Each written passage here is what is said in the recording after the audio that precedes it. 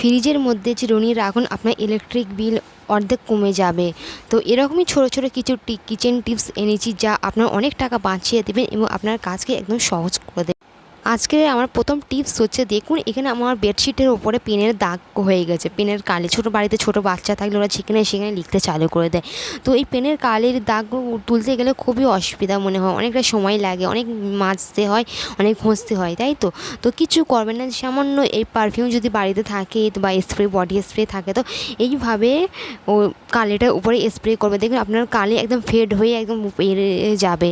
এখানে আমার পারফিউমটা একদমই শেষ হয়েছে, বেরাতে যাচ্ছে না, তো যতটা বার হয়েছে দেখুন একদম ফেড হয়ে আসবে।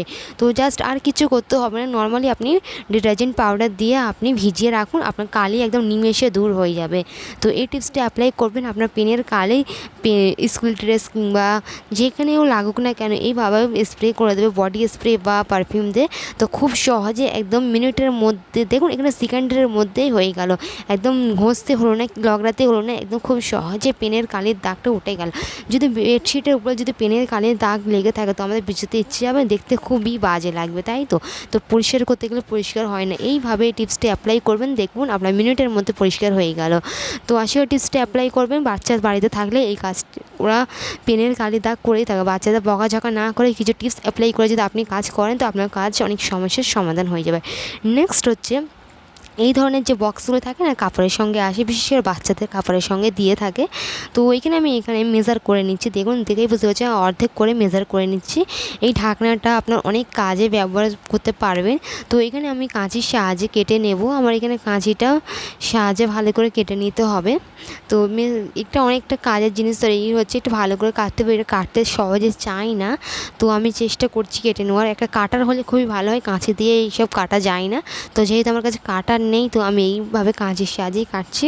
তো একটু বেঁকে টেটে যাচ্ছে, তো কোনো অসুবিধা নেই, আমার কাজ চলে যাবে এইটা দিয়ে এইভাবে কেটে। তো উপর দিয়ে সাইড দিয়ে না হয় উপর দিয়ে আমি কেটে দেখাচ্ছি। তো অনেক বাড়িতে অনেক জিনিস আমাদের ছড়িয়ে ছিটিয়ে থাকে, তো এটা আপনার একটা স্পেস সেভিং অর্গানাইজার তৈরি হচ্ছে, যা তো আপনার অনেক কাজকে সুবিধা করে দেবে।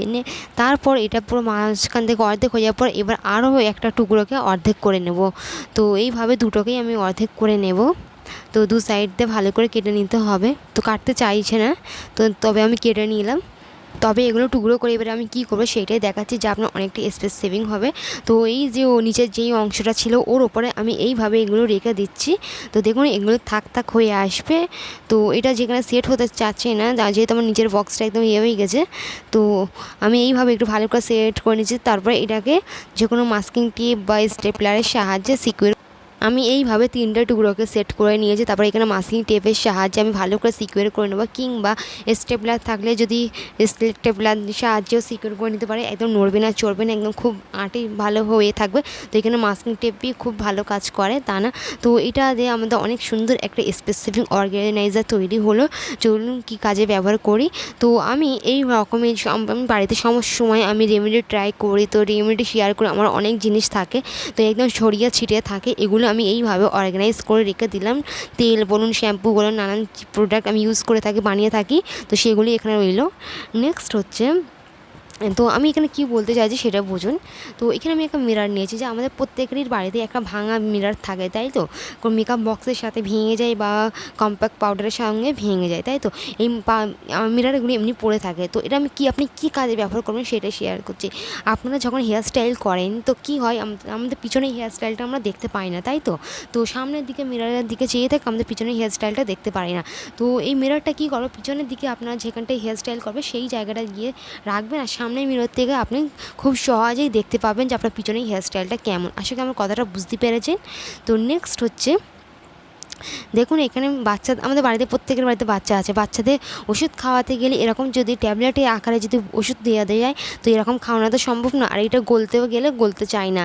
তো এইভাবে একটা চামচের ওপরে রেখে চামচটাকে এইভাবে একটু ঘুরিয়ে নেবে, আরেকটি চামচের প্রয়োজন পড়ে, তো এইভাবে ঘুরিয়ে নেওয়ার পর দেখুন খুব সহজে গুঁড়ো হয়ে যায়। একটু পানি দিয়ে গুঁড়ে তারপর বাচ্চাকে খাইয়ে দিন, দেখুন আপনার কাজ অনেক সহজ হয়ে যাবে। যদি আমরা যদি ডাইরেক্ট যদি ট্যাবলেটটাকে যদি পানিতে ভিজিয়ে দিই তো গলতে সময় লাগে, তো আপনি যদি একটু চামচের হেল্প নিয়ে যদি এইভাবে গুঁড়ো করে নেয় তো খুব তাড়াতাড়ি হয়ে যাবে। তো নেক্সট হচ্ছে, এখন তো ফ্যান অন থাকলে তো আমাদের খাতার পিসটা কিংবা বইয়ের পিসটা তো উড়েই, তাই না?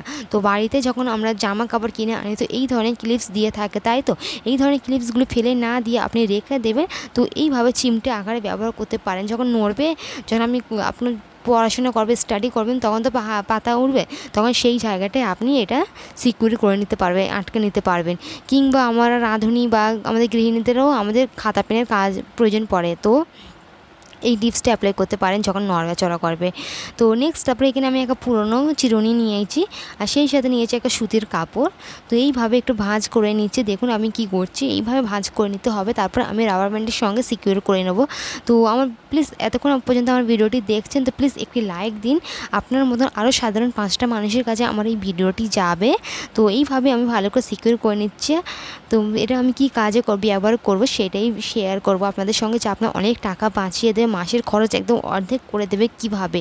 তো আমাদের বাড়িতে প্রত্যেকেরই বাড়িতে ফ্রিজ কম বেশি আছে, তাই তো তো ফ্রিজ থেকে কী হয়, অনেক সময় হাওয়া বার হয়, গ্যাস বার হয়। তো এতে করে কী হয়, আমাদের ইলেকট্রিক বিল অনেক বেড়ে যায় যদি হাওয়া বার হয় বা যদি ফ্রিজ যদি বেশি খোলা হয়। তো এটা কখন হয়, যখন আমাদের ফ্রিজের উপরে যে এই ধরনের যে গার্ডারগুলো থাকে এর মধ্যে ময়লা জমে গেলে তখন এই সমস্যাটা দেখা যায়। তো হাওয়ার প্রচুর পাস হয়। তো এইভাবে চিরুনির আমাদের আঙুলের সাহায্যে তো পরিষ্কার করা যায় না, এবং ভিজে কাপড়ের সাহায্যে পরিষ্কার করা যায় না। তো এইভাবে চিরুনির মধ্যে একটা ভিজে কাপড় বা আমি এখানে সুতির কাপড় নিয়ে, শুকনো কাপড় নিয়েছি, আপনারা ভিজিয়ে নিতে পারেন। তো শুকনো কাপড় দিয়ে ভালো করে অ্যাবজর্ব ঘষে নেবেন, দেখবেন ময়লাগুলো খুব সহজে পরিষ্কার হয়ে যাবে। নেক্সট এমন একটি টিপস শেয়ার করব যা আপনাদের এই ফেস্টিভ সিজনে আপনার অনেক কাজে আসবে। তো আপনার মুখে যদি একনি পিম্পলে ভরা, যদি বড় বড় পিম্পল হয়ে আছে, তো কোনো কিছুতেই যেতে চাইছে না, তো খুব সহজে আজকের এই রেমেডি ট্রাই করুন। খুব সহজে আপনার 7 দিনের মধ্যে রিমুভ হয়ে যাবে। তো এইখানে আমি নিয়েছি নিম পাউডার, কিছুটা নিম পাতা নেবেন, সেটাকে রোদে শুকাতে দেবেন, শুকিয়ে আসলে তারপর মিক্সারে গুঁড়ো করে নেবেন, যেইভাবে এখানটায় গুঁড়ো দেখতে পাচ্ছে। তো একদম পাউডার হয়ে আসবে। তারপর নিয়েছি হলুদ গুঁড়ো, বা আপনার কাছে যদি কাস্তুরি হলুদ থাকে তাও ভালো, বা এমনি নর্মাল হলুদ হলেও খুবই ভালো। তারপর এখানে একটা দিয়ে দেবো মেন ইনগ্রিডিয়েন্টস, হ্যাঁ সর্ষে তেল। দেখুন সর্ষে তেল দিয়ে, তো আমি এখানে ভালো করে সর্ষে তেল দেবো। একদম ব্রণ না, আপনার 7 দিনের মধ্যে একদম মুখ একদম প্লেন হয়ে যায় যদি এই সমস্যায় যদি আপনি ভুগছেন। তো এই টিপসটা অ্যাপ্লাই করবেন, রেমেডিটি অ্যাপ্লাই করবেন। তো এখানে ভালো করে মিক্স করে নিচ্ছি। তারপর মিক্স করে নেওয়ার পর আমি আবার একটা কী করবো সেইটাই ভিডিওর সঙ্গে থাকুন। তো এইটাকে আমি গ্যাসের চুলায় গরম করে নিতে হবে। হ্যাঁ, গরম করে নেওয়ার পর ঠান্ডা হয়ে আসলে যেখানে যেখানে আপনার বড় বড় পিম্পল হয়ে আছে সেখানে ডট ডট ডট ডট করে আপনি অ্যাপ্লাই করে একদম ওভারনাইট রেখে দেবে।